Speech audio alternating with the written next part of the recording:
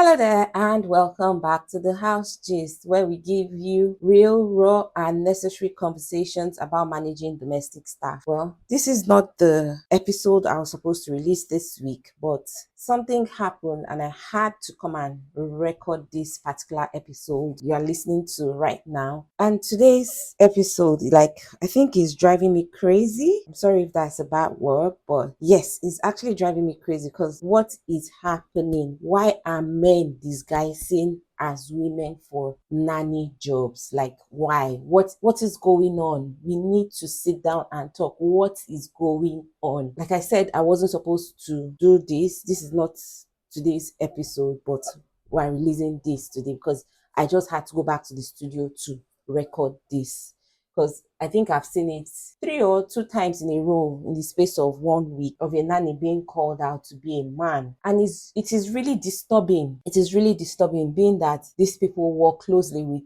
children, not just male children, but also with female children. Imagine having a nanny. Oh, that's my nanny. You've trained the person 1 week, 2 weeks. You are now very comfortable with the person and leaving them to bathe your children, cater for them. Imagine having a baby and this nanny is supposed to change your child's diaper. Make it make sense.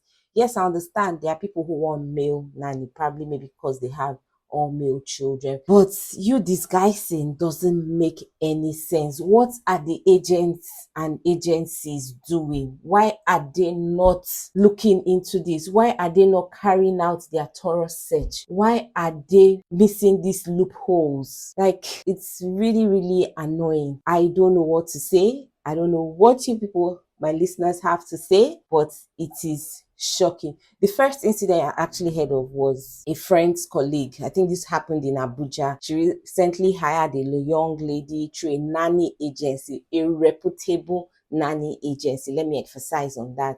The nanny had all the right documents, was soft-spoken, wore skirt, tight scarf properly, was looking all innocent. Everything looked very, very normal. So fast forward to I think it was about 2 weeks into working with the lady. Found out that the lady was always forming shy and everything, always wanting to do things in secret. When she wants to wee, she will just run and all of that. So the woman started getting suspicious, because sometimes the voice is very soft spoken, sometimes the voice is deep, very deep voice. And the nanny didn't want to bathe the children, said she was scared of bathing small children. Some really flimsy excuse that she didn't want to bathe the children. And sometimes you could see her, maybe when she's sweeping, she's doing like a man, or I think when she now realizes, she changes her body posture, things like that. The woman started noticing. So the woman was like, don't worry, one day we'll know. Maybe she just has a manly structure, or some ladies are like that. Maybe, I won't say suffer, maybe they've worked in the farm over time, so they've built this muscular structure and things. So the lady was like, one day she'll find out. One day, unannounced, she just bumped into their room,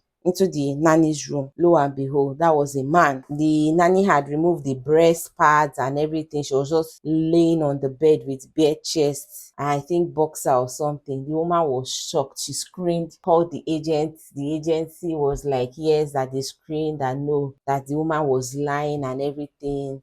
The woman was like, no, I'm not lying. This is the person you brought to me. This is that. It ended in the police station. The nanny was begging and begging.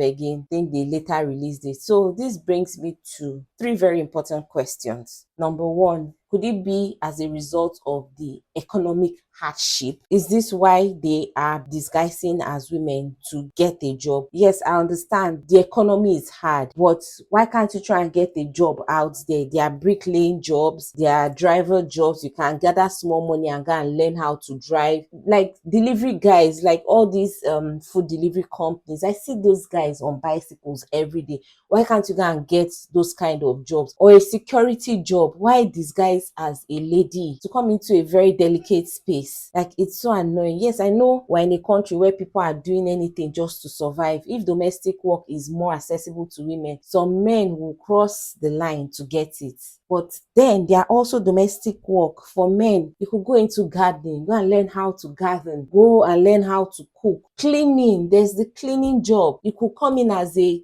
house cleaner daily. There are other jobs. Question two, could it be access and opportunity? Because being a nanny or a maid, you have access to the home as a whole. You are in the madam's room, madam's car, madam's this. So you have access to the home. Could it be you want to exploit them for some reasons, or you just want to see what is happening in their home? Could you be a spy or something like that? So those are the kind of questions we should ask. Could it be that they just wanted access to these people's life to know what these people are up to? Could it be that someone sent them into this family to know what is actually happening, or to just come and steal from them? And this brings us to the third question. Could it be that they had criminal intent? Let's not sugarcoat it. Some of these men may have malicious reasons: sexual grooming, surveillance, abuse, or simply take advantage of the trusted position to harm the family. But here's what is even scarier. These people are getting through agencies who bring them to us without problem. So what is it? What is the problem? I don't understand. Why are these men disguising as women? We really need to understand, because it is becoming too alarming. So now let's talk about the elephant in the room, which is the agents and the agencies. Yes, I would say agents and agency, because they are two different sets of people. They are personal agents, the one that sit in their homes and call people from the village and say, oh, we have housework, would you want your daughter to come and work, and things like that. Those are agents. Reputable agencies are registered with the government. Many of these agents into recruitment, many of them are not registered with the government. They are just people who know people, and they bring people together, and that is it. How does a man pass through the system of a woman? Is it that they didn't do any in-person vetting? Someone just I just called an agent, oh, I needed somebody, and he looked for a third party, or I don't know. Didn't you vet this person? Did this person come to your agency to register? Is the person not registered with you? Did you go? The story of the woman in Abuja, I said it was a reputable agency she used. They had documents like NIN and all those things. Could it be that all these were falsified, or what? Like fake IDs and wig verification. Many staff come with fake names, fake gender, and poorly forged ID. If the agency doesn't check NIN, medicals, or even basic gender documents, it's a free pass for them. I'm really happy with this NIN thingy here. First, I know everybody was angry with the government forcing us to go and register our NIN, our national insurance number, for those who are not Nigerians listening. NIN is national insurance number. Sorry, national identification number. He recently just forced every Nigerian to have one. So I'm really happy about this, that every individual in the country now has an NIN. And for me, that is the first thing I always ask the agency for. Can I see this person's NIN? For the driver, oh, your NIN and your driver's license. For nanny and housekeeper, your NIN, very important. Very, very important. I need to confirm who you are, your address, because a lot of them lie about their address. In your NIN, you can't lie about your address. I'm sorry. That is the first thing you should look out for. Another thing is lack of depth of training and observation with these agencies. These agencies, they just lie to us. Oh, our staffs are trained. Our staffs are this, but they don't give them nothing. They don't train them. There was one an agent brought to me. I think that was earlier in March, when I was in search of a housekeeper. So I reached out to one agent I had used some time ago, I think about 5 years ago. I reached out to the agent that I need someone, and he was like, oh, he has people, he'll send two people to me. So while interviewing the lady, I asked her, so how long have you been in this agency? She said, oh, today is her first day. She just went there to register. And you are sending the person to me, that the person is ready to start work tomorrow. I'm like, I called the man. I was like, Mr. X, that I was interviewing this lady and she said she just came to you, no form of training and all of that. And Mr. X goes, but she has 3 years working experience already. I'm like, no, you cannot just send somebody that just came to your agency today to register to me, telling me that the person is ready to work, to start work tomorrow. I can't bring that person to my house. I'm sorry. So these agencies and agents, they are a big problem. No accountability and follow-up. They just give you the staff. Whatever you do with it is your problem. Even after placement, many agencies never check in. They don't follow up to ask, is the staff good? Are they well behaved? Are they who they said they are? I know some agencies, I think after every quarter, they tell you the staff need to come back for top-up training. They do quarterly trainings and all of that. But some mute and they would pride themselves, oh, we're on top, we're this, we're that. Anyway, let's move on to how we can protect ourselves and our homes. Because right now, everything lies in our hands. Now, where the agencies has failed us, we need to protect ourselves. Always do a physical interview. Very important. Very, very, very important. Always do a physical interview. Notice their voice tone. Look at them, the way they walk when they come for the interview, things like that. Those are the little things you should look out for when they come for interview. So, secondly, don't be afraid to do extra medicals. The agency will tell you, oh, we've done our medical test, this is the result. Sorry, I'll take you back to the lab. Call me paranoid. I am very paranoid.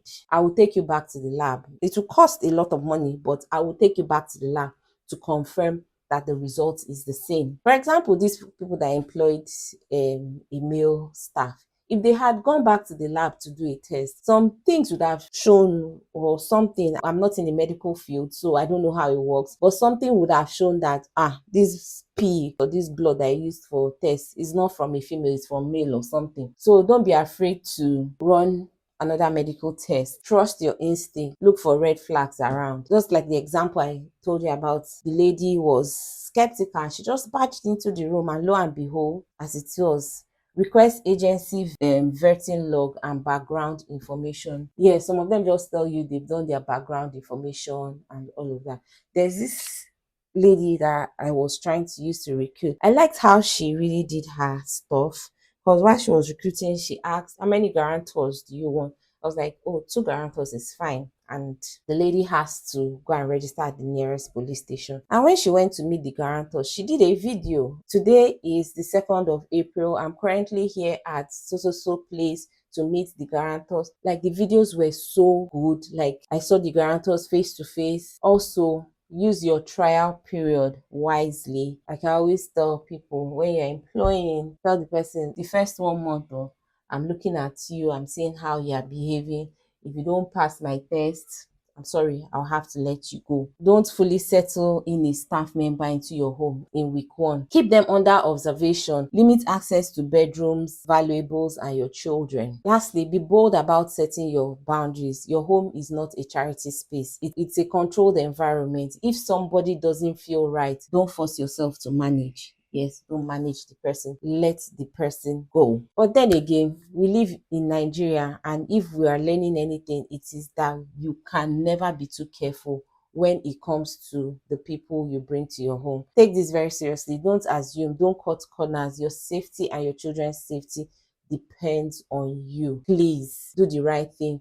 Go through the right agencies. If you are going through a third party, make sure you vet the person right. I think that will be it for this episode. Don't forget to drop your comments. Don't forget to send in your stories. And until next time, have a good day. Bye.